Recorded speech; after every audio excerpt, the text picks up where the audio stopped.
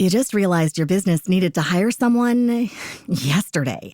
How can you find amazing candidates fast? Easy. Just use Indeed. Stop struggling to get your job post seen on other job sites. With Indeed sponsored jobs, your post jumps to the top of the page for your relevant candidates, so you can reach the people you want faster. According to Indeed data, sponsored jobs posted directly on Indeed have 45% more applications than non-sponsored jobs. Don't wait any longer. Speed up your hiring right now with Indeed. And listeners of this show will get a $75 sponsored job credit to get your jobs more visibility at Indeed.com/kidsandfamily. Just go to Indeed.com/kidsandfamily right now and support our show by saying you heard about Indeed on this podcast. Terms and conditions apply. Hiring? Indeed is all you need. Astonishing Legends Network. Disclaimer. This episode includes the usual amount of adult language and graphic discussions you've come to expect around here. But in the event it becomes an unusual amount, expect another call from me. All right, we're in. Welcome back, everybody. Welcome to the show.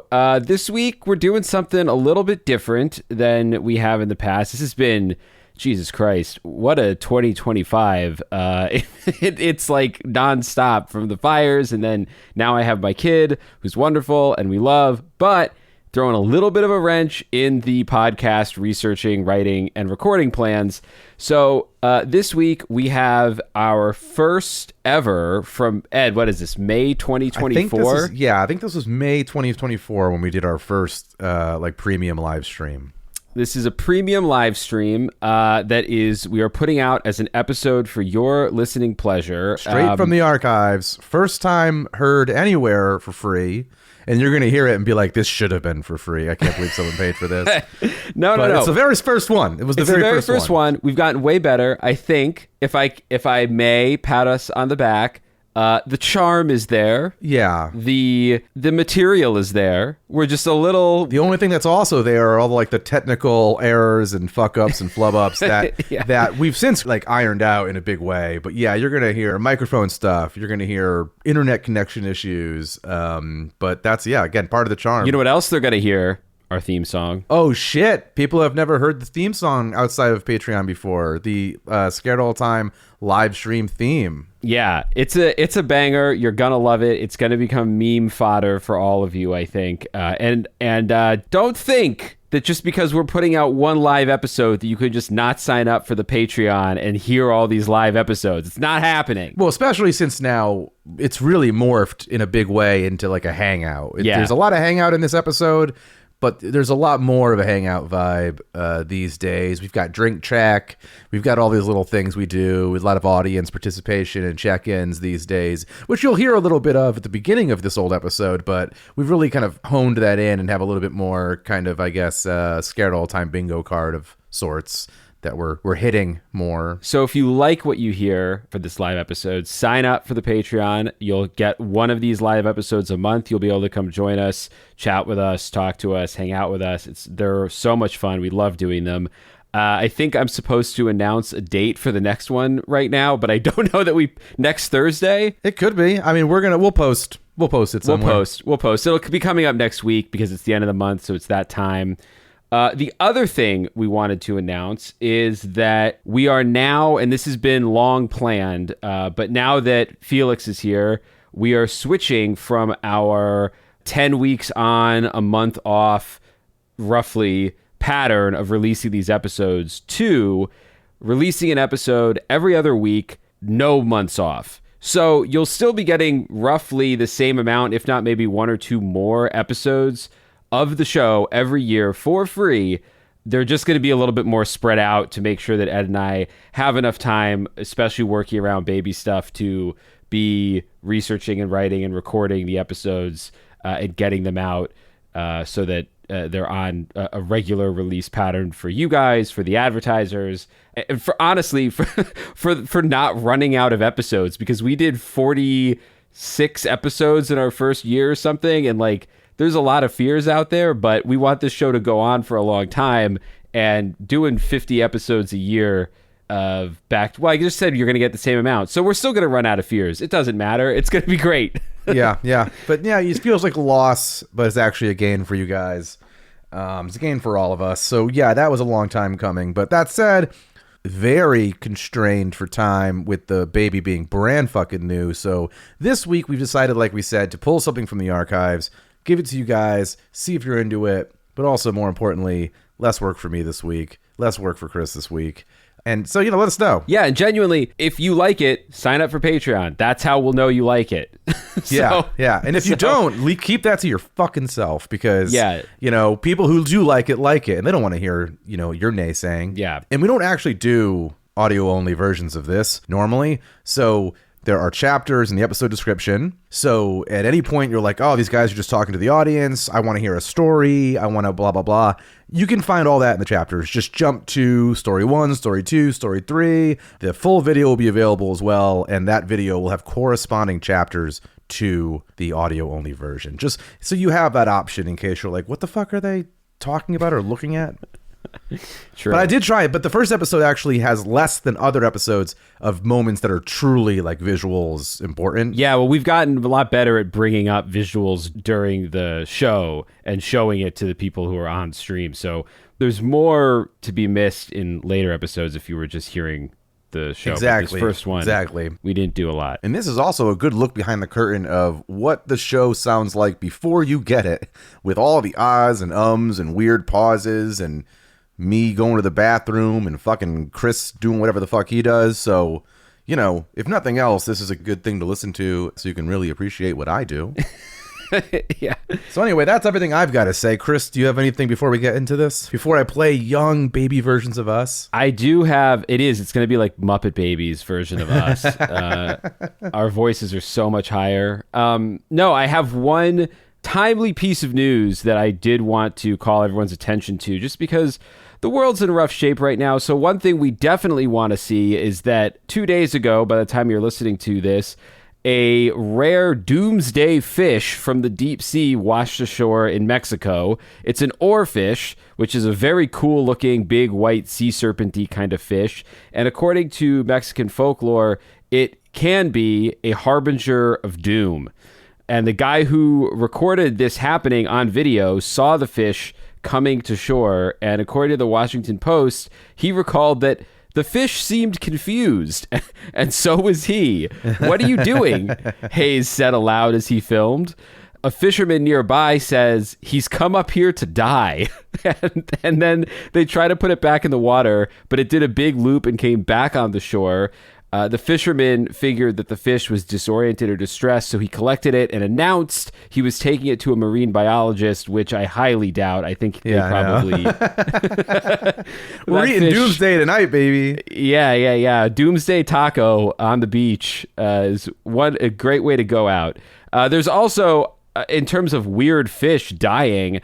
I don't know, Ed, did you see the anglerfish, the demon black anglerfish? Yeah, I saw it was like during the daylight or something. It looked pretty well lit. I don't know if... Yeah, well, they're usually very, very, very deep sea fish, and this one was dying, and so it floated up to the surface, and the photo of it, I think, is like the only photo of it in existence, maybe, because usually it's too dark, but it's one of the very few, and it's nearer the surface, so there's a lot of light coming through the water. Shit, man, a lot of fish are trying to get out of there.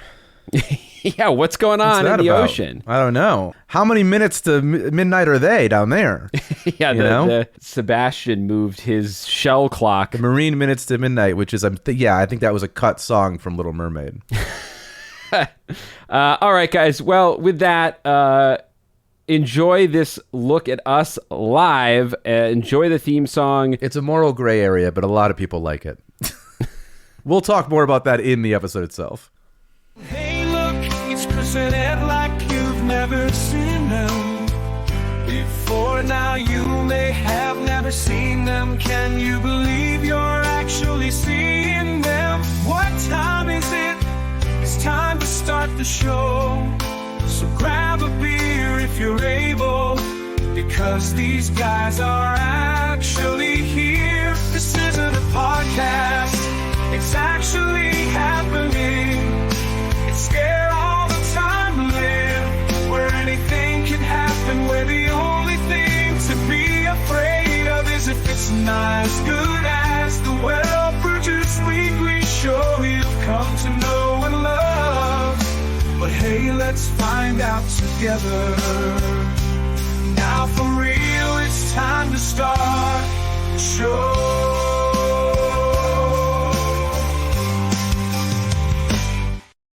Hello. We're live. It turns out that was the next hour to hour and a half won't be as good as that. And no, together today, and that is, it's the only approved use of AI that I would approve is it being unable to pronounce live and just saying live. No, yeah, as you guys know, we're anti AI and all that bullshit. I do think the sound generator is insane. I think I sent it to Tess. I sent it to Tess earlier, and she was like, "Who is singing that?" And I'm like, "Yeah, no, I got so confused. I get so scared. I mean, not scared, but I mean, when people send me shit like that, I'm always like, wait, who? You know somebody in a band? Like, it's just the song generator was so good on day one, and now that we can add our own lyrics, it's just like, I don't know, man. We all gotta. Anybody have jobs for us? We're moving out of this industry. This won't surprise anyone, but the first song I generated was a pop punk song in the style of Blink-182 about capturing and riding the Loch Ness Monster, and it was great. I was horrified, but I listened to it for like a week. I don't know. It was funny. No, it's really good. Yeah. Hold on. We have jobs. India Potter says we can come work in Indiana. So I'm on my way. I'm going on a road trip anyway. Yeah, that's a good question. I should have asked doing what. Oh, Cassie says it was oddly American. It's the only way I know to do. Higher ed. Okay. Higher ed. That's good. Oh, higher education. I thought they were saying, I heard you say higher ed. I'm like, I think you don't need to give a hard sell for me. No, but also do higher ed. Yeah. That was a fun pun.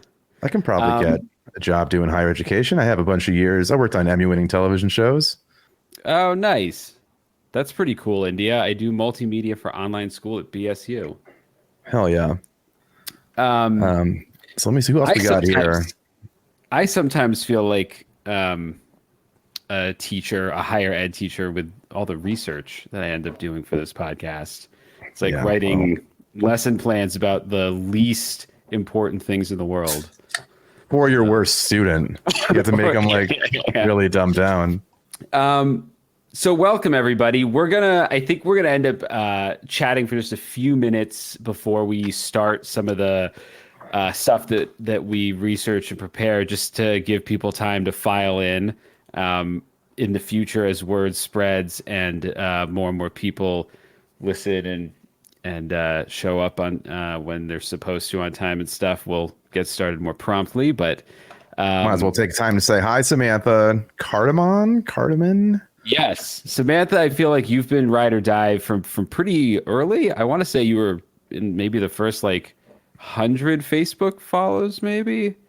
Yeah, because the last name sounds like cardamom, so it's stuck in my head when I see it. Sure.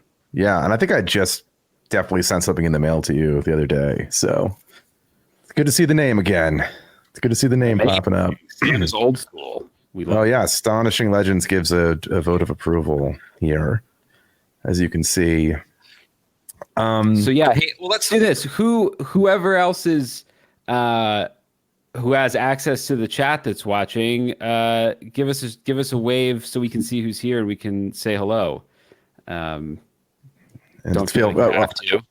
And also, we'll try and fill the air. I think we're going to also be releasing these as audio only. Maybe some people like that kind of stuff. So we're probably trying not to do too much dead air. Also, let us know if Chris's mic sounds like shit. Savannah. Hello. Hey. All right, we got some cool people here. We got Savannah Bowman. Hello. We've got Casey Lee or Quickly 98. Cassie, Lauren also Higgins. Not known as Cassidy's here. Got the Higgs, Lauren Higgins. Nice. Got Sky Sip. It's a very fun name. Sky Skip. Oh, Sky Skip. Okay, that's different entirely. Skywalker. But what's up, Lauren? I think Lauren also. Oh my gosh, I have Lauren's packages in this office with me right now. I'm not going to show it in camera because it has her address. But I'm literally with you right now. Yeah, because it hasn't gone out yet, but it's on the desk next to me, literally, Lawrence. So just know it's probably not going to get there before the holiday. Oh shit, Zelda! What's up, Zelda? That's another name I remember from the packages. Yep.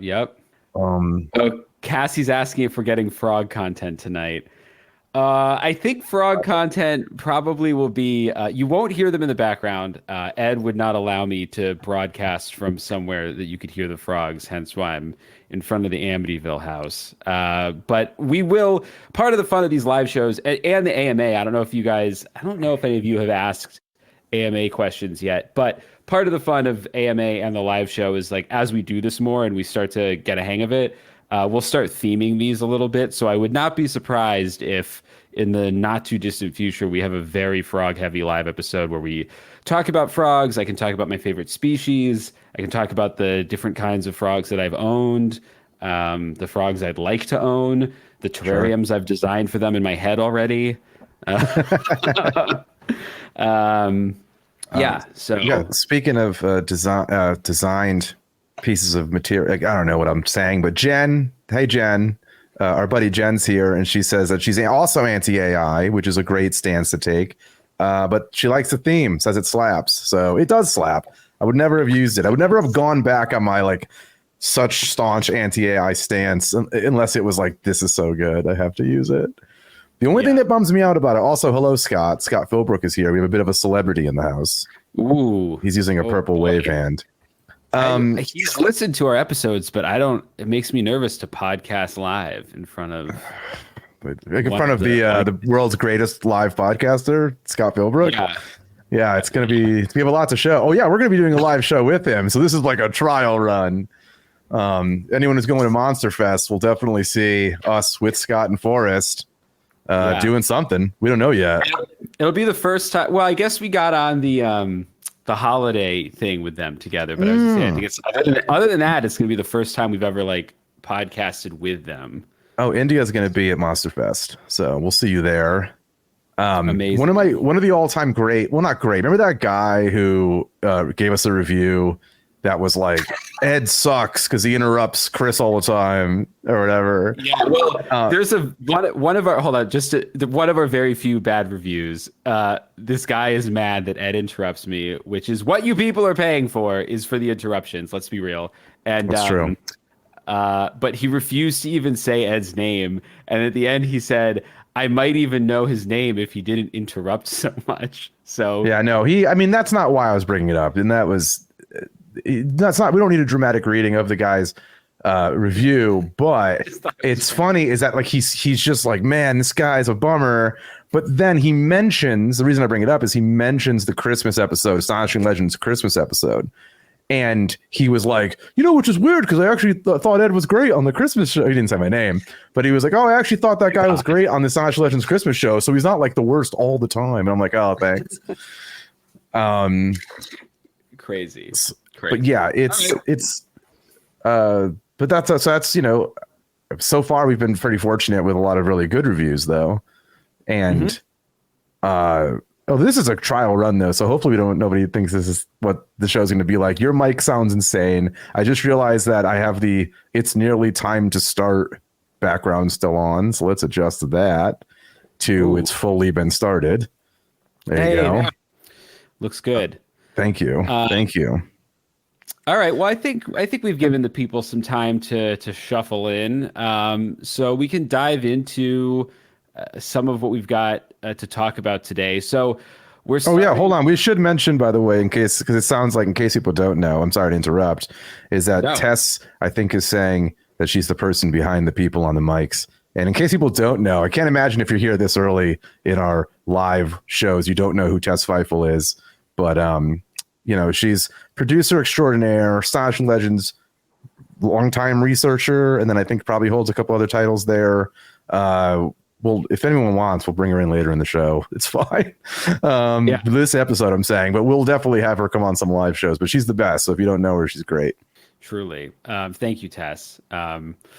So yeah, we're gonna do our first live episode, kind of aping Astonishing Legends as we have done from day one, and do some news stories that are a little weird and I think related to topics we've covered on the show that I think are interesting to talk about. So what we're going to do is pull one of these up. So the first one that I found that struck me as something that would be fun to talk about on the show is, you guys may remember from our Alaska / well, it was the Abandoned Towns episode. Abandoned Towns. Abandoned Towns.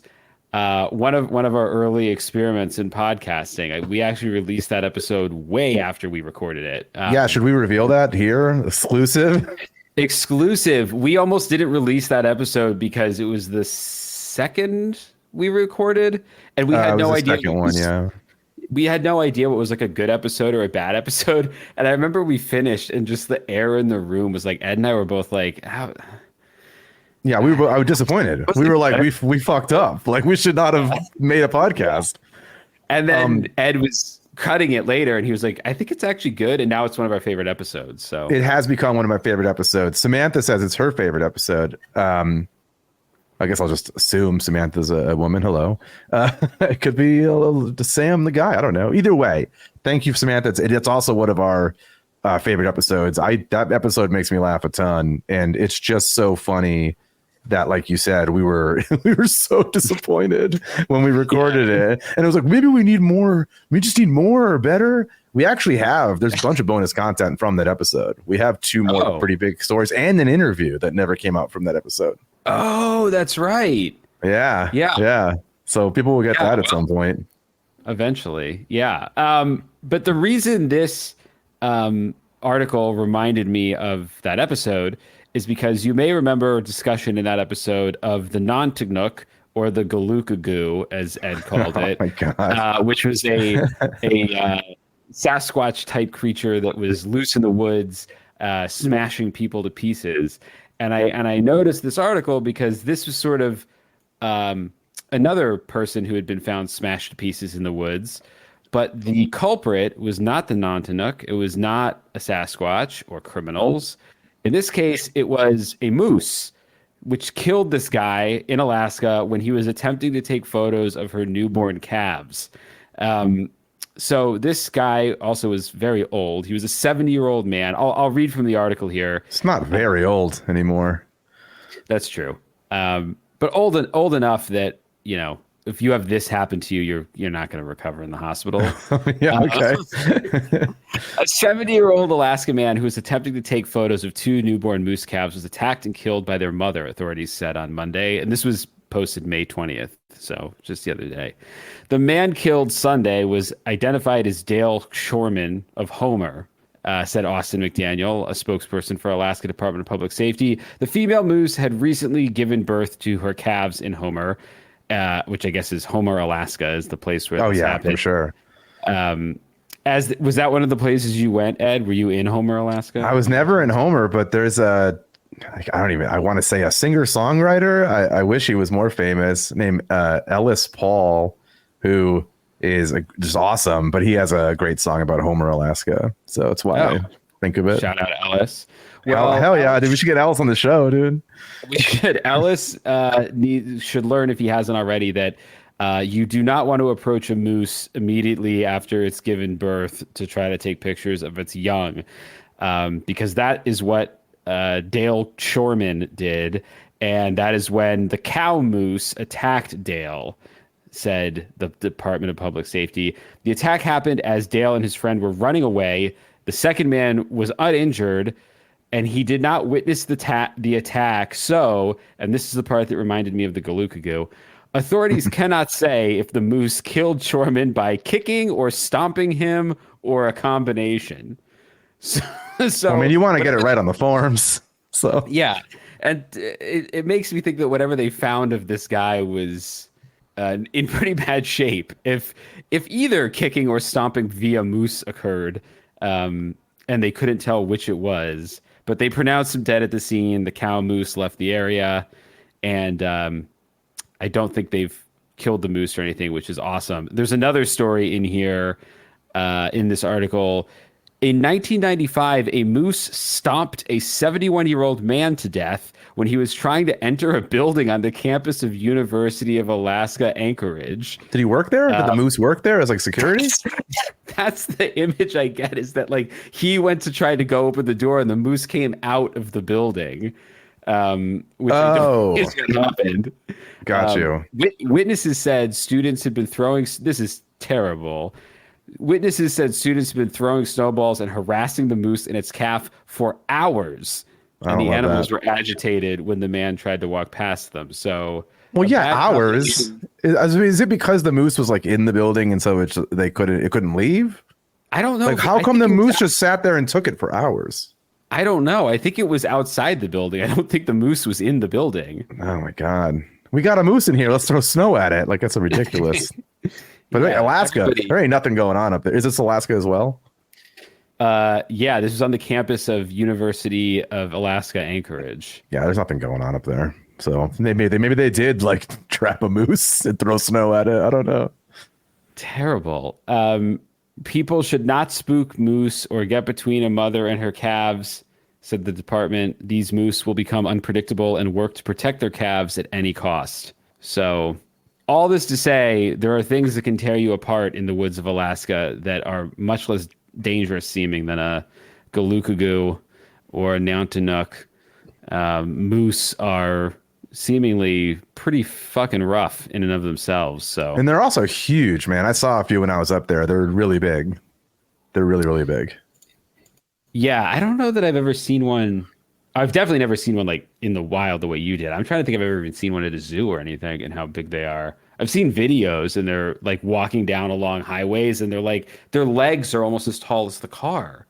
No, they're really big. Yeah, they're just, I was really shocked by that because I've only, any kind of like horned, four-legged, mammalish creature I ever see is like deer. You know what I mean? So I was like, oh, moose are probably like somewhere between a deer and a cow. No, they were not. They were like between a deer and a minivan. They're like Ice Age style animals. Oh, they have, yeah. When you see one, you're like, that doesn't even seem like it should be here anymore. I'm glad they're definitely big enough where someone would be like, I don't know if they stepped on you or pushed you. Like all moose touches could be fatal. So, it's hard to tell. Yeah. So I don't even walk too close to a horse because I'm so scared that a horse will just unprovoked kick and clock me in the head. And that's it. I don't know. They've been around a while, horses. If they're like somewhere where you would be, I think they're probably comfortable with people. Yeah, probably. No, I don't even know where you find wild horses. I'm not talking about wild horses. I'm just saying. Well, I'm in the actions. I feel like you'd have to find a wild horse to have that happen. I'm just saying that. Just realizing right now, like I don't even know where are wild horses. Are there any undomesticated horses? Let us know in the chat. Wild horses. Yeah. That's Neil Young, right? Yeah. No, I don't think it is. No. I don't think it is. No. Well, this is the beautiful thing. We can actually look up stuff during the live show because the cracks are starting to show. Chris doesn't know his references. No, he has a. Well, it's unclear. There is. Okay. He does have a song, presumably. It's called "Wild Horses," but it doesn't. But I feel like I only know the Rolling Stones kind of version, but they could all be the same song. Right. You know what I mean? You know how that goes. Like they could all be written by a guy named like Scoot Badoot or whatever, and they bought them all. You know what I mean? It was a different time. There was like music publishing rights and stuff that it would be like, hey, if 8 people want to do your song. Yeah. Well, that's not happening now. And now AI wrote Wild Horses. Yeah. So we were gonna ask Neil Young to do our theme, but we were like, fuck that. We've got access to the finest songwriting technology. Okay, a couple quick things we got from the chat here. Apparently, Don Draper's dad died from this might be a spoiler. Died from a dramatic horse kick to the head. So I guess you're not out of line with that comment. We got to recommend Mary Roach's Animal Vegetable Criminal: When Nature Breaks the Law. Oh, it's a book. Okay, we got a book recommendation called, I think, Animal Vegetable Criminal, which I guess is like a 20 questions play on words. When nature breaks the law. So nature doesn't It's so many things happening in that title. Because there's a law of nature, but then there's a law of man. There's a little something for everyone in that title. Yeah. Thank you for that. Thank you. Oh my God, there's so many places that you can see wild horses. Shackleford Banks, Chincoteague, and the there's 2 places. River. Oh, okay, 3 places. Salt River in Arizona. Scott, since you're on this, is there a way to fix whatever's happening to Chris's mic? Do you hear what I'm hearing? This is a question specifically for one guest, Scott Philbrook. It's the first live show. I feel like we could be pretty fast and loose and do some tech work as well. Just let me know in the comments. So what's the next? Oh, he says it sounds fine. So he wrote it sounds fine ? Yeah, I think we're going out over the 56K modems of the world. Oh, good. I'll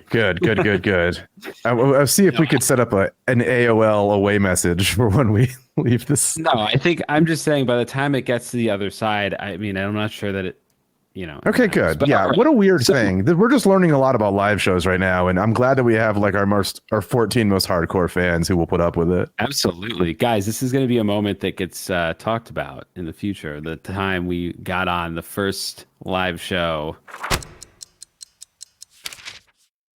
You just realized your business needed to hire someone yesterday. How can you find amazing candidates fast? Easy. Just use Indeed. Stop struggling to get your job post seen on other job sites. With Indeed sponsored jobs, your post jumps to the top of the page for your relevant candidates, so you can reach the people you want faster. According to Indeed data, sponsored jobs posted directly on Indeed have 45% more applications than non-sponsored jobs. Don't wait any longer. Speed up your hiring right now with Indeed. And listeners of this show will get a $75 sponsored job credit to get your jobs more visibility at Indeed.com/kidsandfamily. Just go to Indeed.com/kidsandfamily right now and support our show by saying you heard about Indeed on this podcast. Terms and conditions apply. Hiring? Indeed is all you need. Okay, so the next article I wanted to talk about is sort of related to eaten alive, because as we all know, I think about being eaten alive too much.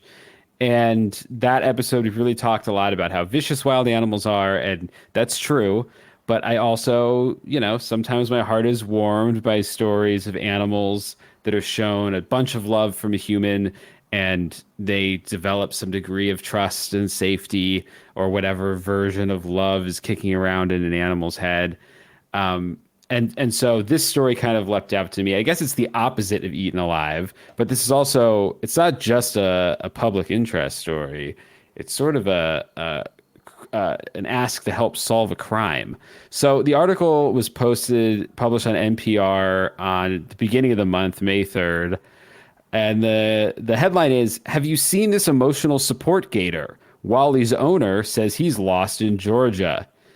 In ordinary times, the social media accounts devoted to Wally Gator document the nearly 6-foot-long emotional support alligator's adventures around Pennsylvania, visiting nursing homes, which sounds like it could go so bad so fast. But so, okay, wait, question, because the way you said it, the inflection in your voice, did you start a sentence or end a sentence with visiting nursing homes? Which is this question. The reason I ask is because I don't know if the I almost said dinosaur, but that's not wrong. Does the crocodile visit nursing homes, or do nursing homes go on field trips to it? That's what I was like. Visiting nursing homes, want to know more about where he lives. I feel like bringing the nursing home to the alligator is like bringing an unsuspecting victim into like a serial killer's basement. You're just like asking for trouble at that point. I hope they bring Wally to the nursing home. He's out of his element. He's less likely to drag an old man into a swamp at a nursing home. That's not the end of the sentence. That's just a very funny item to start this list with. So Wally's been on adventures around Pennsylvania, visiting nursing homes, splashing around in Philadelphia's Love Park fountain, meeting with the mayor, and smiling contentedly in his red harness as various admirers hug and hold him. This is a kept gator. This is a kept gator with an owner who is asking to be sued. I feel like. No, it's true. I didn't think about that. You can't just bring an alligator around the town and let people hug him. I don't know. There is that. If he has the paperwork, I mean, can anyone get away? Because there was a dog that barked the whole like fucking time on this plane, on this flight I was on, last year or whatever. But it was someone's support dog, and so like, are we allowed to do anything or say anything then? Because it's like, well, no, they need it. We all need to be in a worse off mood because they need to be in a better mood. Here's the better question. Is your emotional support alligator allowed to eat someone else's emotional support dog? Oh, shoot. That's a vibe. It's like rock, paper, scissors. You're not going to win that. Like it's too big to argue with or something. Yeah. So anyway, this guy, I guess, lets strangers hold his crocodile. In recent days, however, they, being Wally and his or Wally's owners, have been overtaken with pleas for help. Wally is missing in Georgia, where his owner, Joie Henney. Chris, you see this comment? No. Oh, you're not looking at the screen. You're reading? No. Yeah, wait, which one am I looking at? Samantha says, I live in Philly suburbs, and Wally is the least crazy thing here in Philly, which makes sense. That place is known for like sports fans throwing batteries at each other and shit. So. I was just talking to someone who's actually my buddy's a cinematographer, and he's shooting an HBO show in and around Philly, and he told me some crazy stories from being there for like 4 weeks. So, yeah. But so anyway, Joey Henney says that Wally Gator was kidnapped in Georgia, recovered, and released into a swamp. Henny and Wally were visiting friends in Brunswick when someone took the gator from his pen in the early morning hours of April 21st, the Wally Gator Facebook page posted on Saturday. Here's a quote. Wally was stolen by some jerk who likes to drop alligators off into someone's yard to terrorize them. Wait a second. I'm so confused. So Wally was stolen from his owner by someone whose reputation precedes them as someone who likes to use alligators as like a prank. So he's adding to his prank arsenal of alligators. Yeah, it's just such a specific thing. I wonder if Joey Henney has done this in the past, because that's a real it's easy to reach for Wally was stolen by some jerk who wanted to sell him to be turned into an alligator purse or something. But some jerk who likes to drop alligators off in someone's yard to terrorize them is a very specific accusation. It's so specific. It seemed the writer had that happen and had the beef. Shit, man. Yeah. Well, okay, wait. So the rest of this starts to make a little bit more sense then. Because I was going to say above it says that Wally was kidnapped and released into a swamp. And then now he's saying he was dropped off in someone's yard. And then this next part, though, says once discovered, the neighbors called Department of Natural Resources. And then the Department of Natural Resources called a trapper who came and got Wally and dropped him off in a swamp with about 20 other alligators on that same day. So they're just moving alligators in bulk. Around Florida or Georgia or whatever. Wally's life sounds pretty shit. Like he's just like, all right, where am I going? All right, yard. All right. Oh, where am I going? Going back to a swamp. Okay. Hey, where are we going? To a old person's home? All right. It's either the chillest alligator in the world or it's just like a dim-witted alligator who's lost. Well, a spokesperson for the Georgia Department of Resources told NPR that the permitted trapper who had captured Wally had responded to a quote nuisance alligator call and later released it in a remote location. So there's enough gators in this area that they have a term for the nuisance alligator call. Sure. Don't love that. That's too many. Well, I mean, this is Florida, Georgia. Oh, shit. Well, that's right there. It's on the border. But it could have come from Florida. Yeah, but then so here's the thing: The Wally Gator Facebook page did not specify the location of the swamp that they suspect Wally was released in, but urged people to get in touch with Wally's owner to aid in the search and pray because we need a miracle, quote, especially given the presence of the other alligators. Oh, they don't think Wally can handle himself. You know, Wally was a domesticated alligator. He's not used to. He's going into Gen Pop now, dude. He wants hugs. He wants hugs from the lady outside the liquor store. He doesn't know how to fight another alligator. Oh, boy. So he was raised in captivity, Wally. I guess. If they're saying that, then he's not a hard alligator. Wally's no longer with us, what we're saying. Wally had to join a gang against his will, and now we don't know what he's doing. Yeah. This was May 3rd, so I think Wally... Well, hold on. Let me see. Let me check. I didn't... Wally... Oh, you don't have alerts set on your phone for Wally whereabouts? I you don't get Wally updates? Wally Gator update. Okay, we're going to Facebook. Facebook.com/the Wally Gator. Sure. All right, the top post is... Okay. Oh, hell yes, man. I thought R.I.P. God bless. R.I.P. God bless. So the top, May 22nd. Hello, everyone. And I have no more context for this than anybody listening, so I'm just going to read this. Hello, everyone. I know everybody is curious about Joey's meeting on Tuesday. All I can say is it went very well. I know everyone wants details. However, I can no longer provide that information. So it does sound like Wally joined a gang. And they're like, the cops are involved. As I am sure many of you are aware, there is a group of people who have made it their mission to prevent us from rescuing Wally by any means. We have been called scammers, that this is simply a money grab, amongst other things. This group of people find it to be a game to constantly report the GoFundMe account as a scam, freezing all money transfers, and many other things I won't mention. I will no longer provide detailed information to give them any additional opportunity to block any headway that we make. While I am upset, as I'm sure many of you are, that those who actually care about Wally's safety and recovery will not have daily detailed knowledge of what we are doing, I really hope you can understand that we are doing what we feel is best for Wally's rescue. Please know that we are moving forward and will continue to do everything we can to #bring Wally home. Wow. So, wow. This is a movie. I mean, not one that I would watch, but this is a movie. Like, you know what I mean? This is like it's like John Wick, but with an alligator in the swamp. It's just crazy that they're like, you don't see the good people we are for the good people we are. You just think that we're taking all this GoFundMe money. I don't know. What are you gonna do with that money? Like, you keep losing Wally. It sounds like I wouldn't trust you either with my cash. Like, what do they need that money for? To get Wally? Put a tracker on him. Put a tag in his ear if you're so worried about him.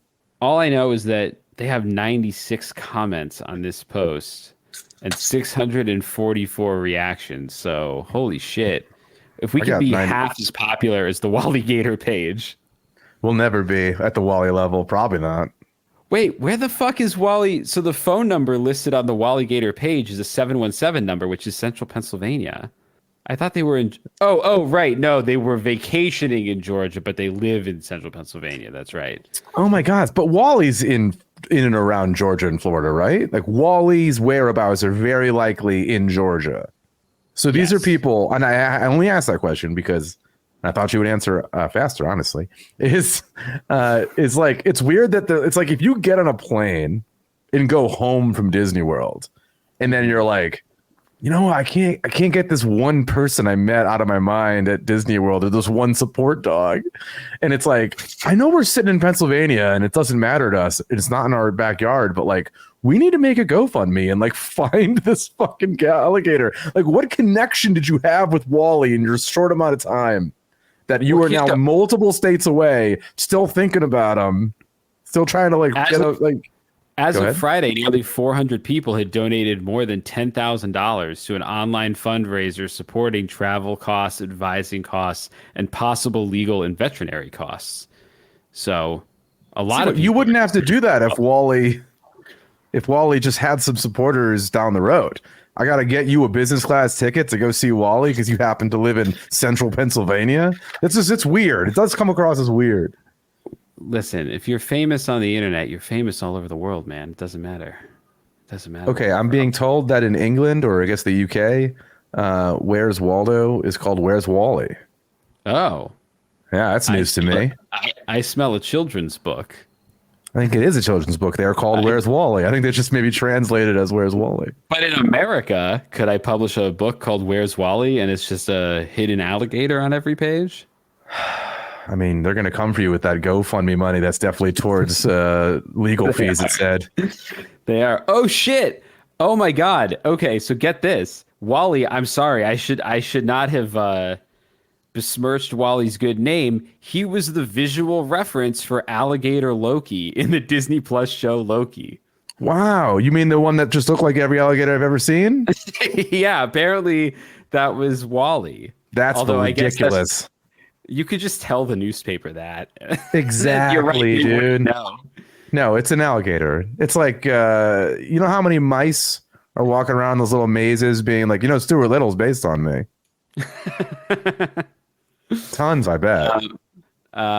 Tess is asking. Oh, sorry. Was this a Tiger King situation? I don't think so. I think this is more of a guy who owns one alligator. And lost it. And lost it. So, I mean... Not even good at owning it. It's a Tiger King situation in that, yeah, this guy isn't good at owning the thing that he owns. But I don't think it was bigger than that.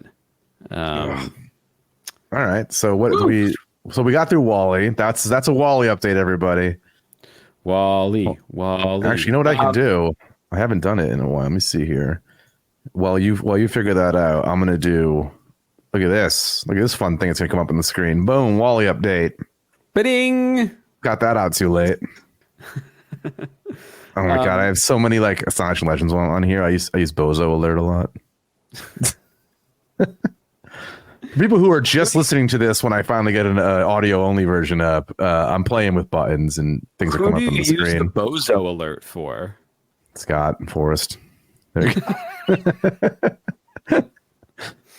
We need a Bozo Alert sign for the live pod too, like Bugs Bunny style signs we can hold up. Yeah, dude. Oh, look at it. We're getting a lot of heat from Astonishing Legends. Forgot you're here. What's up? I knew you were here, Scott. I knew you were here. Joking around. So that was one article. All right, we've got more. I don't know. Look, the people. I don't know what they want. So. If they want to just hang out with us, that works too. Because I haven't drank booze in a while because of the Square updates. You know what I mean? Because I don't fucking drink calories anymore. Let's take a pause, Ed. Let's talk Square updates. Because Square update. We gave a little bit away. Oh, I'm doing great. I think I said a little bit in our last update that the one we did for our season 3 dates thing. Mm-hmm. Yeah, plateaued. It's fine. I was at the gym today. I don't know if it's like proper plateau. I mean, or like just gaining more muscle or something, but getting Square rules. And I decided today was the day to celebrate. I can have some booze, drink some beers, and I'm doing it because we're live and it's fun. It's great. Yeah, that's awesome. I mean, I think you've taken the calorie counting more seriously than I have. I'm like roughly counting, but it's just like I'm not eating sweets, that kind of thing. I'm still drinking. See, that's what sucks. Like I was never like, I'm not a huge drinker, as you know, and I'm definitely not like a big sweets person. So people would be like, "Hey, you want to lose weight? Stop drinking beers and stop eating candy." I'm like, I'm already not doing that. This is the body that savory foods made. Like this is not. I know you. But no. So we got a question of what we're doing. So I think Chris, you do VR workout, which is insane. Yeah, I look insane. My neighbors don't talk to me probably because of this. I put the headset on a lot of times. I'm just in shorts and, I have the fan on and the door open so that I'm getting some cold air. But yeah, I do VR boxing on MetaQuest 3 in an app called Supernatural. And it's great. I mean, I'm not going to like be boxing a person anytime soon, but it's a really great exercise if you need something that will make you focus. Because like when I go running and stuff, I end up writing in my head the whole time I'm running, and it's like just more work. What are you writing? Your suicide note? That's what I'm writing when I have to go for a run. Like whatever I'm working on, like whatever screenplay I'm working on, I'll just be working on that while I'm running, and then it just feels like work, but it sucks even more because I'm breathing heavy. And so the nice thing about VR boxing is because you're using your fists and twisting your body and stuff, it makes it easier for me to not think about anything else. So I actually get a half an hour away from my brain and like in my body. I did it. I tried it here, and I liked it a lot. Actually, the VR boxing, it definitely gave me a workout. But yeah, but I get so nervous closing my senses off to the world.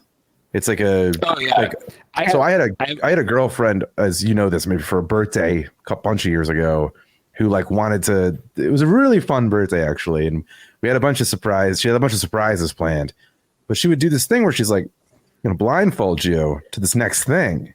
And I didn't realize at that moment like how much I was not fine with that, like because we were out in the world. So I'm getting at like it's not like, oh, I'm in my house. So I was like, yeah, I don't want to do that. I just don't want to do that. I hate being blindfolded. I hate having my senses turned off in any way. So when I do the VR boxing, I had a really fun time with it, and I thought it was really good. But I was also like, what was that noise? Is there fucking someone in my house? Is there a person gonna touch me with a stick? Like I don't like it.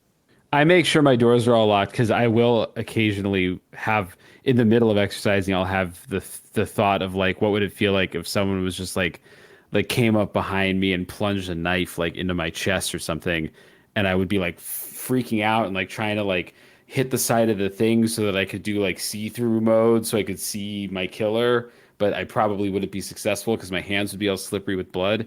And then I'm like, fuck, I'm working out. I can't do both.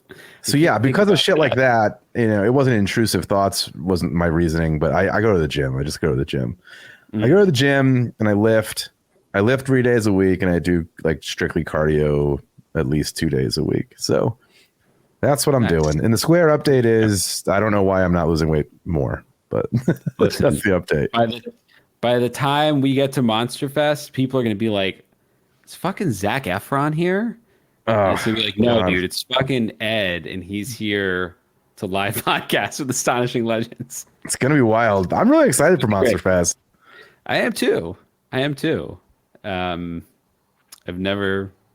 guess we could talk about our, you've had very traditional, like Ed grew up going to comic conventions, has a lot of convention experience.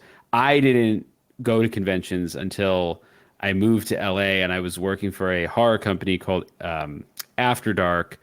They released the 8 films to die for back in 2007, and it was like a weekend. They'd release like 8 movies into theaters.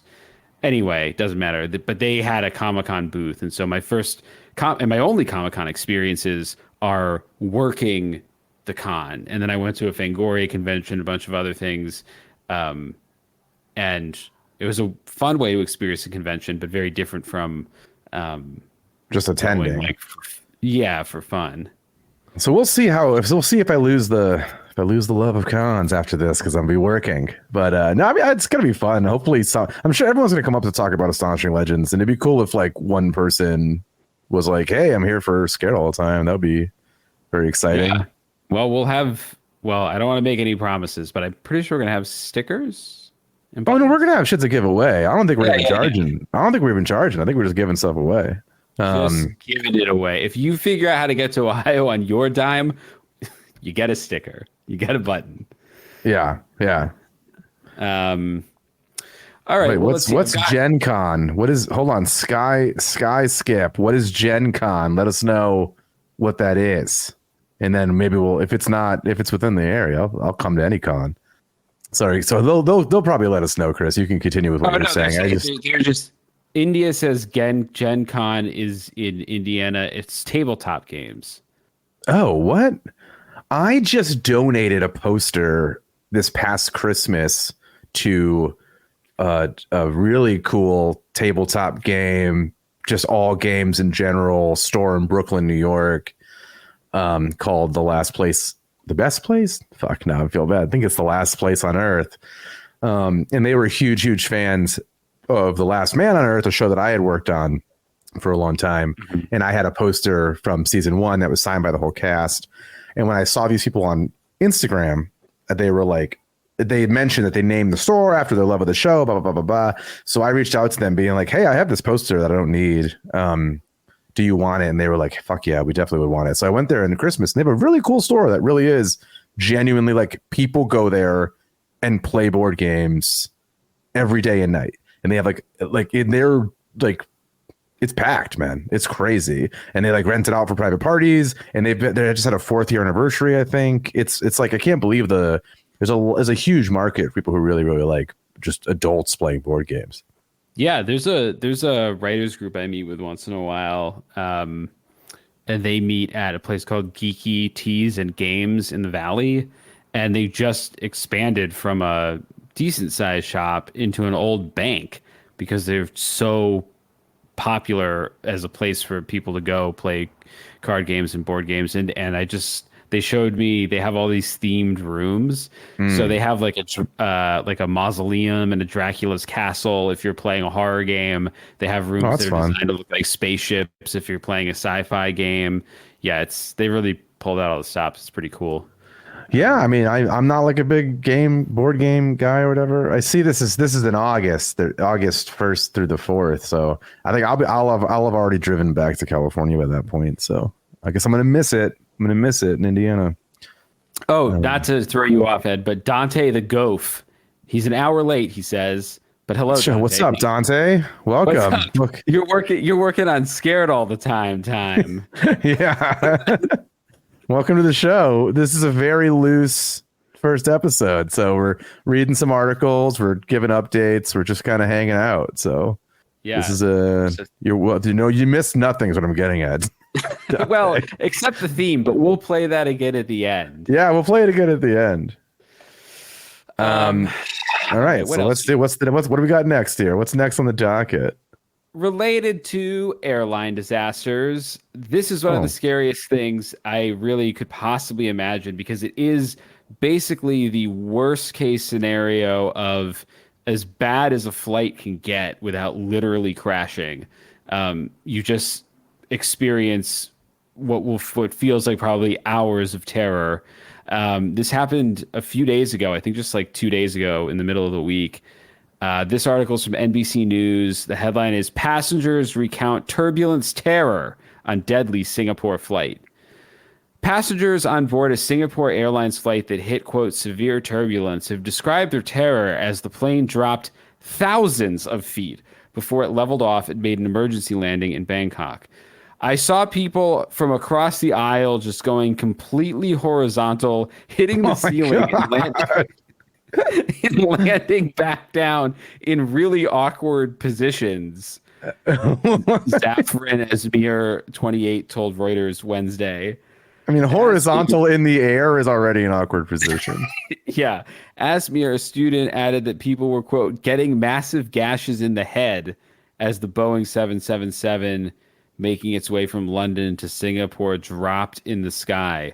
One passenger widely identified in the British press as Jeff Kitchen. Okay. Okay. I also know why widely identified makes it sound like Reuters thinks maybe it's a different Jeff Kitchen or something. Well, it also just means that yeah, why wouldn't they just say the person's name is Jeff Kitchens? Or like Dennis Kitchen's a famous comic distributor. But yeah, like why wouldn't it just say a man named Jeff Kitchens? Not like, did you say Kitchen? It is Kitchen, right? Jeff Kitchen, yeah. Spelled Kitchen. Yeah. So I do wonder, like, if it's like a guy who's like, for the last time, my name is Sean. Why does everyone keep calling me Jeff Kitchens? It's like, well, it's widely reported that your name is Jeff Kitchens, so we have to go with that. Well, okay, hold on. So wait, this next bit explains a little bit. So you son of a bitch, you set me up to fail. No, I didn't. Mr. Kitchen, 73, died during the incident, and so this is, I guess, why there's some confusion. Without naming the passenger, Kittapong Kittikachorn, the general manager of Bangkok's Suvarnabhumi Airport, said Tuesday that the person had some medical problems that could have led to a fatal cardiac arrest. It was obvious the gentleman needed some help. Passenger Andrew Davies, 54, told Reuters. So I guess maybe it's widely reported because the airline's being a little cagey with the details here. Sure. But goddamn. So on Wednesday, the hospital in Singapore was still treating 58 people, and 20 of them were in the ICU. That's a lot of gashed heads. That's how bad this turbulence was. I'll be honest with you, though. It's like they landed the plane, though. It wasn't like they're not burying them. No, for sure. But still, I mean, that's like, that's why it's one of this. I mean, it's not the scariest thing because these people didn't die, but like, I'm sure they thought they were going to. Oh, there's got to be. It's like that Shane Gillis sketch or whatever, where like he's like, "Oh, the plane's going down. Like, call someone you hate," or whatever. Yeah. There's probably a bunch of people who were thinking to do that during that, an event, because you have to. And when you're horizontal in the air, you're probably thinking, "This is it for me," Yeah. It sounds like most of the plane's journey was uneventful, but 10 hours in, the plane experienced a sharp drop of cruising altitude of 37,000 feet to 31,000 feet in just 5 minutes. In one lurch, it dropped almost 700 feet. Apparently, rapidly developing explosive thunderstorms were recorded near the flight path by AccuWeather. Goodness. Photos and videos posted by passengers from inside the plane shortly after the incident showed overhead panels ripped off and food, bottles, and personal possessions strewn about the cabin. One video showed a blood stain smeared on the ceiling plastic. Here's Asmir again with a poetic description. Heads had literally pushed through and broken plastic panels, and like there's blood and there's bits and pieces just broken everywhere. That's that's a tough cleanup. That's going to take a few minutes at the airport. Brutal bits and pieces. So, you don't want to drive with me across the country? You want to take one of those death machines, those fucking planes? I know this is gonna be a lunatic thing for me to do, but I'm gonna fly to Connecticut for Monster Fest for the fans, Ed. Yeah, dude, he's coming to my house first. He's coming to my place, and then we're gonna drive from Connecticut to Ohio, and then back to Connecticut because you were not going back to LA from there. No, it was. I probably will fall in love with Canton, Ohio. Tiny little cities are kind of my vibe, but. You cannot get good flights in or out of Canton, Ohio, or maybe they're all taken up by Monster You sure Fest. can't. Yeah, it's crazy. Like the reason we're driving is like there was no direct flights, and I don't do fucking indirect flights. There's no way. With my ears, I'm not risking multiple descents, unless I'm going to like Australia or something. But yeah, we're gonna drive, and it's gonna be awesome. It's gonna be a lot of fun. I'm gonna try and post shit from the road regardless, but when we're together, we'll definitely post stuff from the road. Yeah, for sure. We're not going to any Buc-ee's or anything, though. I'm not doing that shit. That seems to be the thing to do right now is go to Buc-ee's in Texas. No, Buc-ee's are all over the place. I do not. I'm not a Buc-ee's fan. I'll wear a Buc-ee's hat or something, but that place isn't for me. You got to be a pretty big fan to wear the hat. There's a lot of things I like that I would not wear a hat of. I like wearing hats. That's true. You do have a pretty large selection of hats. For a person who has their hair into their 40s soon, I do have a big selection of hats. Yeah. Speaking of airline disasters. First we should say, speaking of fear in general, we got a comment here saying that a Buc-ee's is just approved from North Carolina and people are freaking out. So we should do an episode about the fear of Buc-ee's coming to your town. It's a 40-acre lot. No, Buc-ee's is huge. I don't know. Are you familiar with these places? 40 acres sounds like a mall. No, that's it was like a gas station. It's a stupidly big gas station. I went to one by by Dollywood recently, like with my dad, and it was okay. So we're getting a question here. What is Buc-ee's? And this, oh my God, Cassie worked at a Buc-ee's. So Buc-ee's is a rest stop that is like the size of a Walmart, and like you can get fresh sandwiches. Well, fresh. You can get sandwiches made, and it's just like the biggest truck stops like you can find essentially.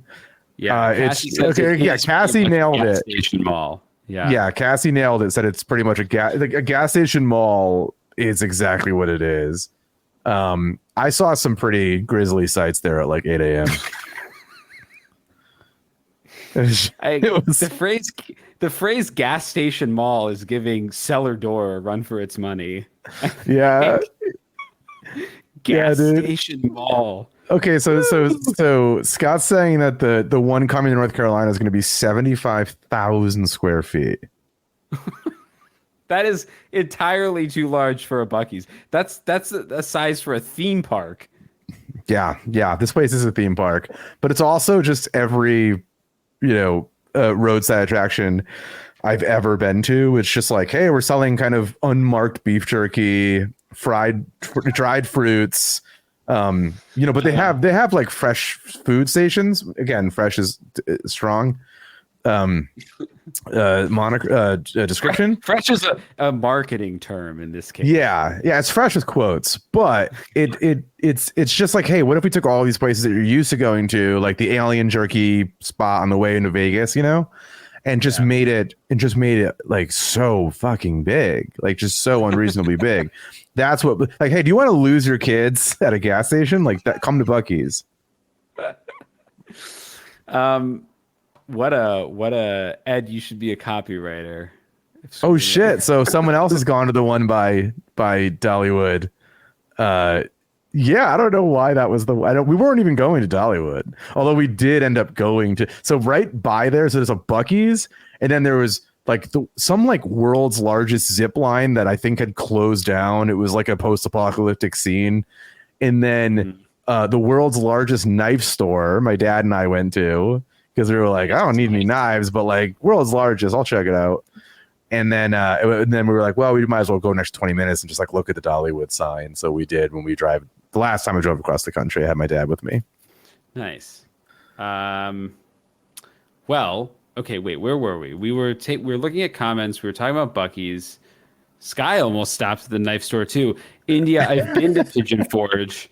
I actually, when I was dating my wife, before we got married, we went on a road trip because her family's from North Carolina. So we drove around down south, and there was this like very Christian bird rescue that we went to.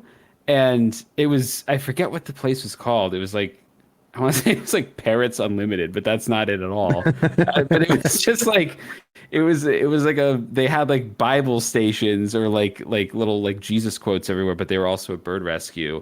I'd never seen anything like it. So but I got to explore more of Pigeon Forge. That whole area seems like just a wild scene. Yep. I'm in this situation right now where it's like we're live, and that's so weird to me.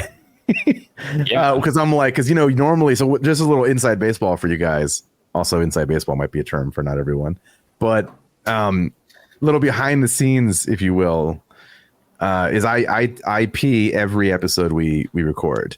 Like, there's not an episode we've done where I'm not like, I'll be back in a minute. I gotta pee. With guests, I did it with Let's Get Haunted. I did it with our new guests.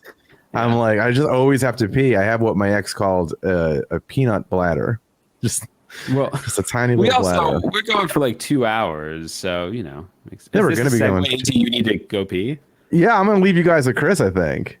Oh, okay.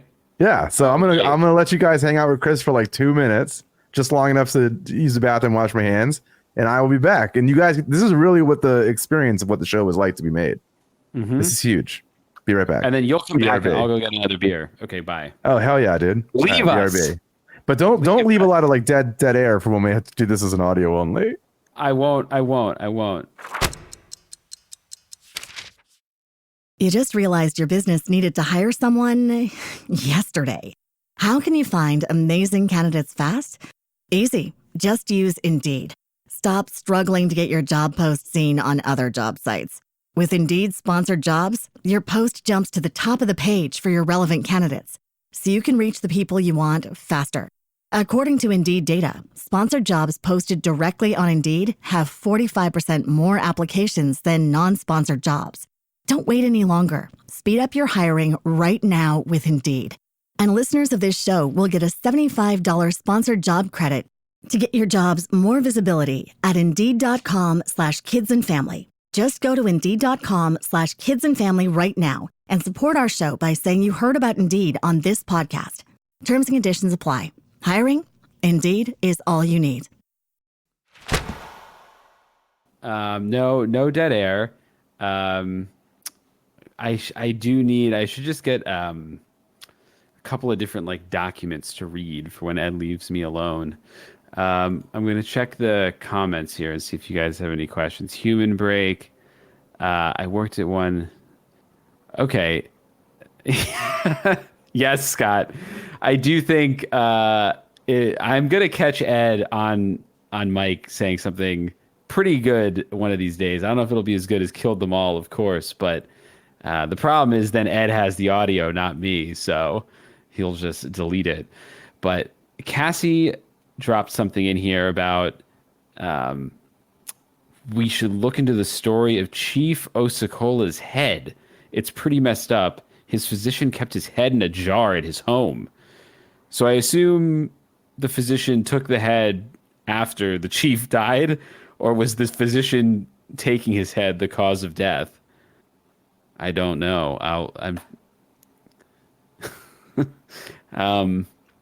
But yeah, I have. So when Ed comes back, I think we're going to go for like another 20 minutes. I have a couple of things lined up. One of them, it kind of depends on how familiar Ed is with the subject. That's part of the fun of the show, is that he really doesn't know what we're going to talk about until I say it to him, which is always fun for me because there's stuff that I think is really funny and interesting and he doesn't respond. And sometimes there's stuff that I'm almost ready to gloss over and then Ed's got something to say about it. So we'll see which of the two Eds we get on this next one. But this has been fun so far. Is the topic for the live show India? It's not officially a surprise, or at least I don't know. Scott can probably answer that better. I don't think it's a surprise. I think we're still Scott. I don't know if they're still working on it, but I don't think it's officially a surprise. What's happening? What did I miss?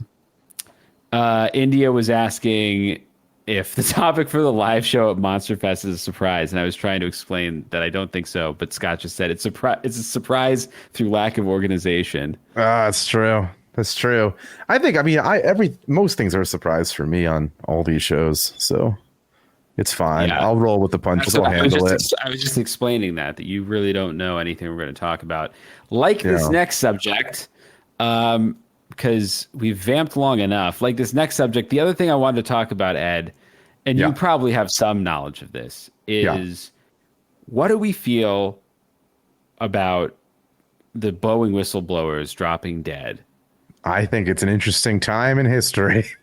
Not that it's happening, but that it kind of came up a little bit when we talked about the submarine implosion on the pod. Mm-hmm.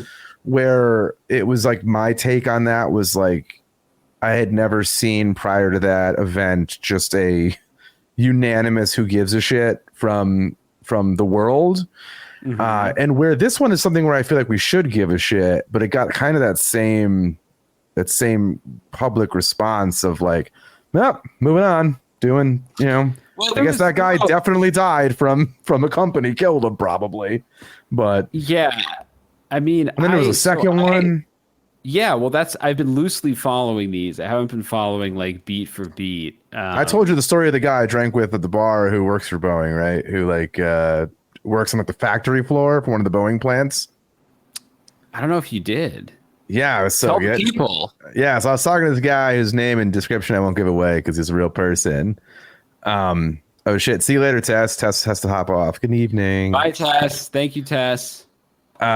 And he was like talking about how, and this was after the first whistleblower death, before the second one, and he was like joking, but saying that they like this was the joke on the factory floor is like when they're clocking in, like punching in at the time, or you know what I'm talking about. They would like joke to each other, like just they would do this thing where if you're listening, you won't see this, but if you're watching, you could see me do it, where they're just like look around to everyone, be like, we love it here. Just want everyone to know we love it here. We love working here. And then they would like clock in and then punch out or whatever. But it would just be that like everyone would laugh. Like that was the joke. That was the vibe like a week or two later on the Boeing factory floor. So the people working there were like, this seems a little Epstein didn't kill himself, right? Well, it seems like something almost designed to drive you crazy because the first guy, I mean, also, did we need to recap this for anybody? Is that like, is everyone aware of what we're talking about? So in the past couple weeks, two whistleblowers who blew the whistle on Boeing for all the near plane crashes that have been happening. And a lot of these guys have been whistleblowers for years saying, you know, they're cutting corners, these parts aren't well manufactured, whatever. And now it's all kind of come to a head because we've had a year of near disasters from Boeing planes. But two of these guys, within a few weeks of each other, died. One of them from a gunshot to the head in his car, and the other from a fast-spreading bacterial infection. Yeah, and that's a little swamp gas of a fucking explanation. Well, yeah, from a 30,000-foot view, it's like, okay, two people who have cost one of the biggest companies in the world billions upon billions of dollars in stock price over the past couple of months to years, just randomly at the same time at relatively young ages end up dead. Both whilst doing their depositions in a court case regarding this. Yeah. But then it is like, you know, they released the little, like the notebook that was found next to the guy who shot himself. And it does look like a crazy person's notebook. Although maybe you could also hire someone to fake a crazy person's notebook because it's so obviously a crazy person's notebook that it's exactly the kind of notebook you would have made if you were like, look, I need to plant a suicide note next to somebody. Yeah. And never forget that the art department on Seven, the movie Seven, did fill all those composition notebooks with craziness. And there was like 100 composition notebooks there. So there's that. And then the other guy died from a fast-spreading infection that... I don't know if you can see the screen. I think Scott's saying that nurses on Reddit say that those infections are way more common than most people think. They said if you work in the medical community, it's not that shocking, but then also recognizes these are Reddit nurses, people on the internet. So it's weird that their account was not Boeing 24 at Reddit. Well, so here, the Seattle Times first reported Dean's death. Dean's aunt told the publication her nephew went to the hospital for breathing issues a few weeks ago, developed pneumonia, and then suffered a serious bacterial infection. So it's one of those things. It's like, that does sound pretty. He was in there for a few weeks. What did they do? Like, if Boeing took this guy out, they made him go outside when it's cold at night without a jacket on? Here's the thing. Let's say the person who got sick genuinely got sick, but I feel like any other time in American history, there would be a freak out at Boeing where it's like, coming off the other one, this is going to look so bad for us. Like, even when we didn't kill this guy, it's going to look like we fucking killed this guy. But I feel like that's not even happening. Like, those conversations aren't even happening. I think they're just like, it's all that, like, I can shoot a guy on Fifth Avenue and get away with it. It's all just this new way of like, this new worldview. People just don't give a shit anymore, and it's really bumming me out. Well, it's not only do people not give a shit. I think if we haven't talked about this on the show yet, I'm sure we will eventually, but we really do live in kind of different media worlds. Like, even people who broadly agree politically, like your feeds, your news feed, your Twitter feed, everything is being made for you.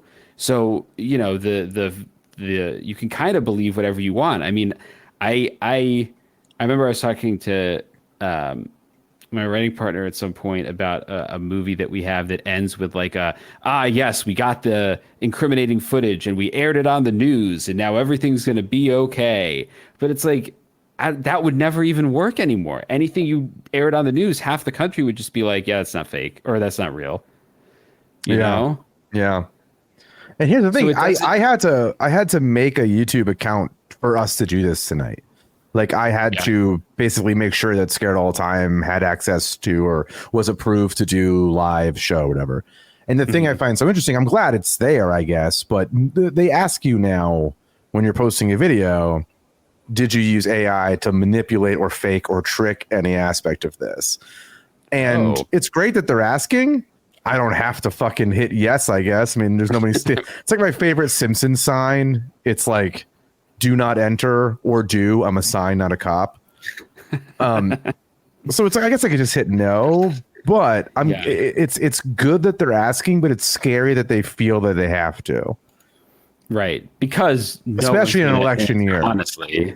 Yeah. Especially in an election year. Like it's so fucking crazy. Like and it also makes our job harder for anything we want to discuss about Galugagoos. Like if we want to talk about cryptids and what have you, now we have to add that, like, and it's always been the case. It's always been like, oh, they used a computer to make it look like a fucking Sasquatch is zipping around. But now you can make it a very convincing stuff in a way that you couldn't 10 years ago, 12 years ago.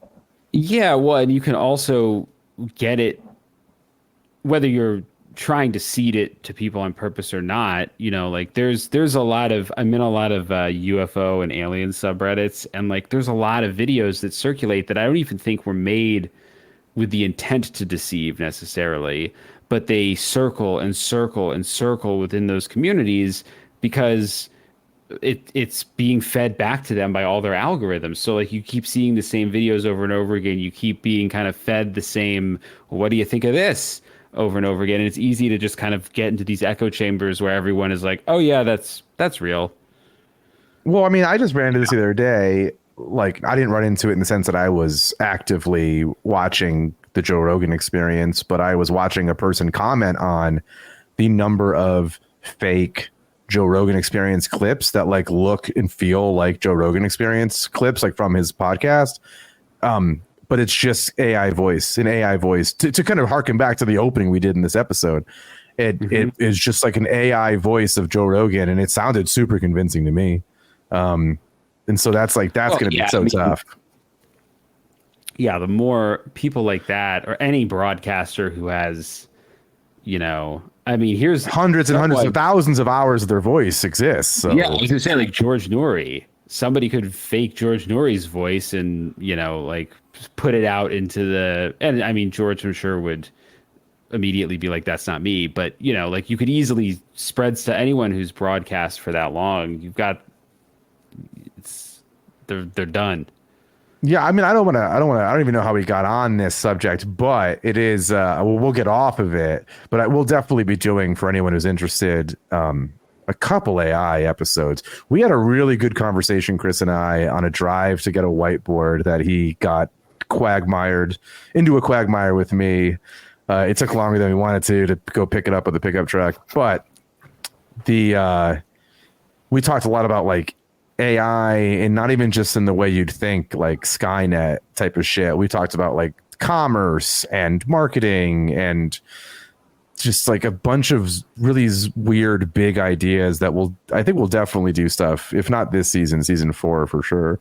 This season's coming along really great, by the way. I know I'm going on a tangent. This is our first live, so we don't know what the fuck we're doing. No, it's good. We've got about 8 minutes left. Let's talk about the next season. Did you want to? I mean, is there a hard out? I don't know. No, well, I mean, we were gonna do about an hour and a half. I've got dinner at 8, so. Who do you know that eats?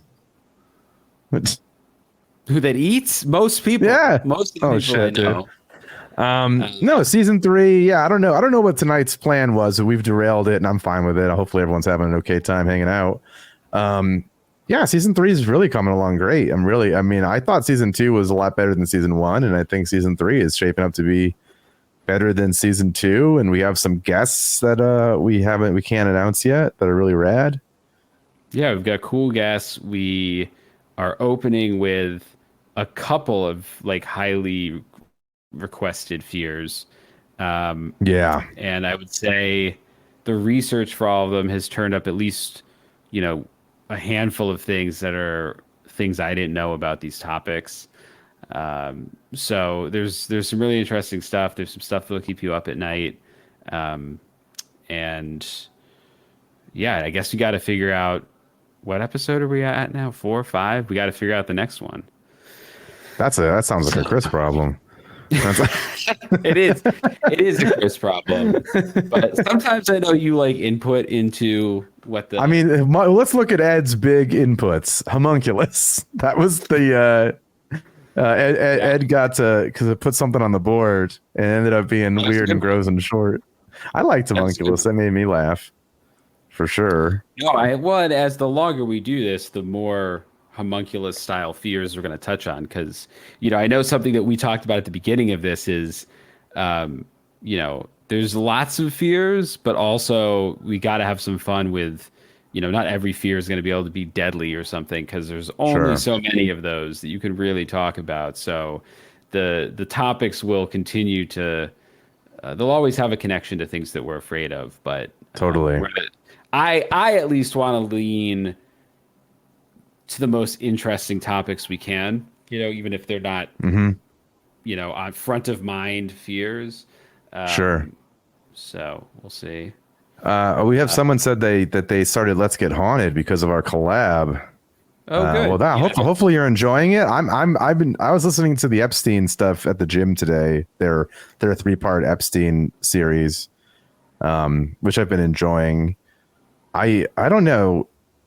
I don't like to listen to I have to listen to my voice all day editing our show. So I haven't gotten to the end of our collab on their show, but it is, I had a really fun time with them both times. Like both times were just a blast hanging out with both of them. Yeah. It's nice to find people who are like share the same vibe as we do and we got a very fun gift from them. We got some very fun, really stupid shirts that I love. We did of not rubber Skinny Bob. Skinny Bob. They sent us some Skinny Bob shirts that say "Never Skip Neck Day," which is very fun.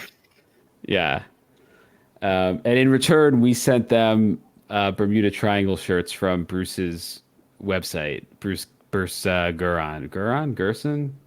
I think it's something like that. Yeah, Bruce Gerson. Yeah, I want to say Gerson. He sells some pretty cool T-shirts, so let's get on this way. I had to talk to his wife to get them, and she just didn't understand. I think what I was asking, and then she was like, "Oh, do you have?" Because I was like, "Oh, I need them to be like small," and she's like, "Oh, do you have daughters?" And I'm like, "Yeah, yes, I do." And then I was like, she's like, "What are their ages?" And I was like, "Oh, 16 and 17, at something like that."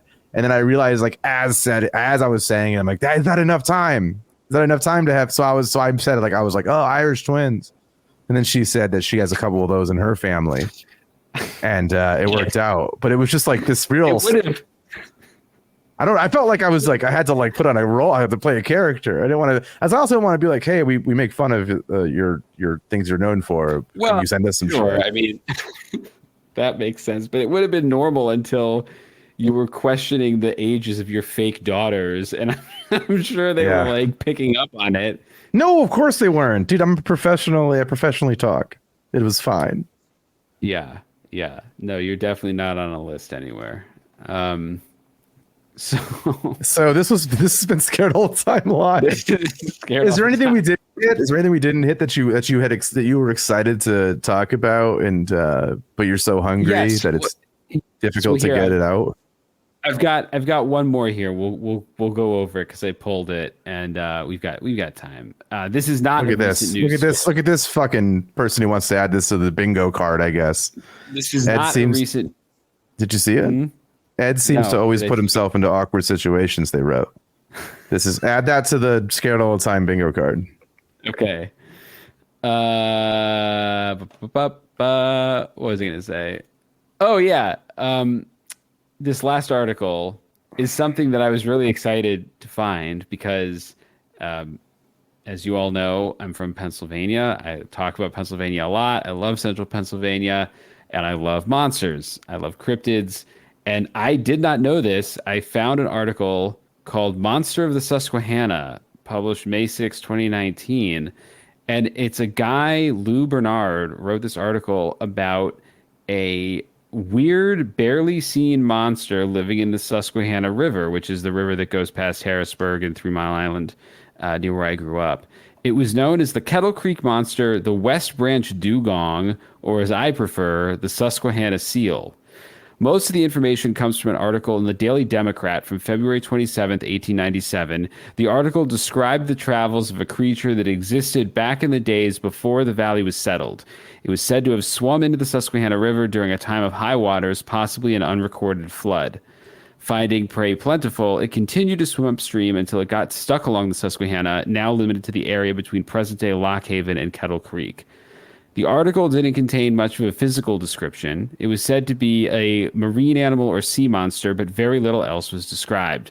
Mostly it just stayed underwater unseen, which feels like a pretty underwhelming river monster. Yeah, that's very similar to like Jurassic Park, where it's like, you think this park would actually have some dinosaurs. Like everywhere they went, there was like nothing was coming out. Yeah, it's very easy to believe that your river is filled with monsters when none of them ever come above the surface. Yeah. No, trust me, they're down there. Size was the only actual physical description in the article, which mentioned that it was big, the bulk of an ox or a hippopotamus. Sure. Some people speculated on the species of this creature. Some thought it was a cuttlefish or sea lion, perhaps some sort of shark or whale. Some speculated it was a dinosaur left over from prehistoric times.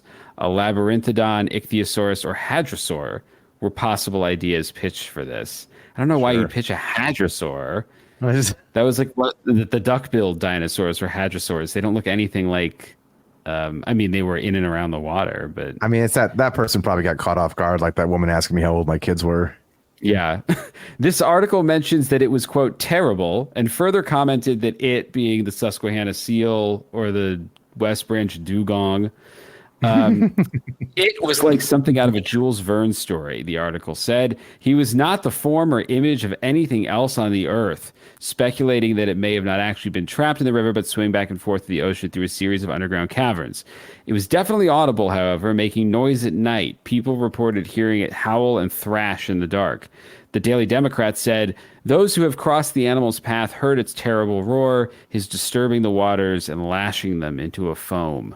So, and then the Susquehanna seal sightings dropped off in the later part of the 1800s. Well, so did a lot of things. Like what? I don't know what that's supposed to mean. Off in the later part of the 1800s. Being a cowboy, fucking True. Riding a horse to go everywhere. Yep. The late 1800s was a couple decades of change in a big bad way. Yeah. Speaking of change in a big bad way, I'm excited to announce that I think for our closing credits, I may or may not have gotten the subtitles to burn in. So, oh hell yeah! So everyone who was here for the beginning, even knowing it will be the same credits, you will get a little something new. You'll have subtitles on them, and it took me way too long to get the subtitles to all be where I want them to be. So. All right. Anyway, I'm not saying we're done. We have a few more minutes, but I just wanted to, in case you were trying to get me off earlier, I'm like, no, wait, we have a new video for people. No, well, we do. Everyone stick around. We'll roll the closing credit video so you can see Ed's subtitle work. I'm sure it's masterful. But yeah, this has been great. I feel like this is a format, I guess, we can have a lot of fun with. We'll get more used to it. We'll figure out any audio kinks. And I love this like chat interaction thing. I guess I've seen other people do stuff like that before, but I've never thought about like interacting with people that way, but it's fun. Well, it's also tough for you because you have to read. And I can just sit here and I have to keep clicking back and forth, but we have to get you a monitor, like a second monitor. So didn't you get a new computer and it's like, is it just one big monitor? No, it's the same monitor, but new computer. Hell yeah. So let me quit out of here. This is great. This is a lot of fun. I didn't know what this was going to be. I honestly, at the end of it, I still don't know what it is. But it's fun to talk to people and hang out. And let us know for sure. If not, when we're out of here, like just shoot us a message on Facebook or any of our socials and stuff, or shoot us an email and let us know what you'd like to get out of these. Or, you know what I mean? Like, Chris, you know what I'm saying? Like, do people want like a fake? Do people want like a live version of our normal episodes? Do people want just hangout sessions? Yeah, I mean, we're not going to like put on a musical or anything, but I don't think we have the time. We'd have to rely more on AI that I despise to put on the musical. That's true. Although I did write the song. I wrote the song. I just didn't I know you make the lyrics. music. Didn't write the music. All right, so I think it's almost uploaded. Yeah, it is uploaded. So okay. So with that, let's play us out, Ed. All right, everybody. Thanks so much for coming out. It was a lot of fun. It was great to get in some chats with some names we've seen before. And we'll play you out to a song that don't let it trick you. The song very much ends like the show is starting. There will not be additional show. When that ends, the stream ends. You've all been here. You can all tell the world that you were here for the very first train wreck. See you soon. Thanks so much for coming on. Good evening. Good evening. Hey, look, it's Chris and Ed like you've never seen them before. Now you may have never seen them. Can you believe you're actually seeing them? What time is it? It's time to start the show. So grab a beer if you're able, because these guys are actually here. This isn't a podcast, it's actually happening. It's Scare All the Time Live, where anything can happen, where the only thing to be afraid of is if it's not as good as the well-produced weekly show you've come to know and love. But hey, let's find out together. Now for real, it's time to start the show.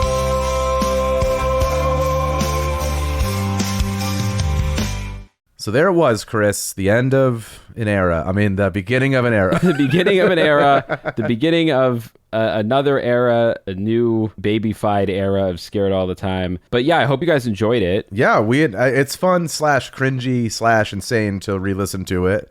And amazingly, I actually took some air out of it. So, I can't help myself. Yeah. If you enjoyed it, again, sign up. We do these every month. We'd love to see some more of you in a week at February's live show. Yeah, it's a blast. People seem to enjoy it. We do talk to everybody and have a good time. Yeah. So hope you liked it. Until then, until we see you, until we hear from you, as always, I'm Chris Kalari. And I'm Ed Vicola. The show is Scared All the Time, and we will see you next time. We'll see you in March. Scared All the Time is co-produced by Chris Kalari and Ed Vicola. Written by Chris Kalari. Edited by Ed Vicola. Additional support and keeper of sanity is Tess Feifel. Our theme song is the track Scared by Perpetual Stew. And Mr. Disclaimer is... And just a reminder, you can now support the podcast on Patreon and get all kinds of cool shit in return. Depending on the tier you choose, we'll be offering everything from ad-free episodes, producer credits, exclusive access, and exclusive merch. So go sign up for our Patreon at scaredallthetimepodcast.com. Don't worry, all scaredy cats welcome. No part of this show can be reproduced anywhere without permission. Copyright Astonishing Legends Productions. Good night. We are in this together. Together. You just realized your business needed to hire someone yesterday. How can you find amazing candidates fast? Easy. Just use Indeed. Stop struggling to get your job post seen on other job sites. With Indeed sponsored jobs, your post jumps to the top of the page for your relevant candidates, so you can reach the people you want faster. According to Indeed data, sponsored jobs posted directly on Indeed have 45% more applications than non-sponsored jobs. Don't wait any longer. Speed up your hiring right now with Indeed. And listeners of this show will get a $75 sponsored job credit to get your jobs more visibility at Indeed.com/kidsandfamily. Just go to Indeed.com/kidsandfamily right now and support our show by saying you heard about Indeed on this podcast. Terms and conditions apply. Hiring? Indeed is all you need. You just realized your business needed to hire someone yesterday. How can you find amazing candidates fast? Easy. Just use Indeed. Stop struggling to get your job post seen on other job sites. With Indeed sponsored jobs, your post jumps to the top of the page for your relevant candidates, so you can reach the people you want faster. According to Indeed data, sponsored jobs posted directly on Indeed have 45% more applications than non-sponsored jobs. Don't wait any longer. Speed up your hiring right now with Indeed. And listeners of this show will get a $75 sponsored job credit to get your jobs more visibility at Indeed.com/kidsandfamily. Just go to Indeed.com/kidsandfamily right now and support our show by saying you heard about Indeed on this podcast. Terms and conditions apply. Hiring? Indeed is all you need.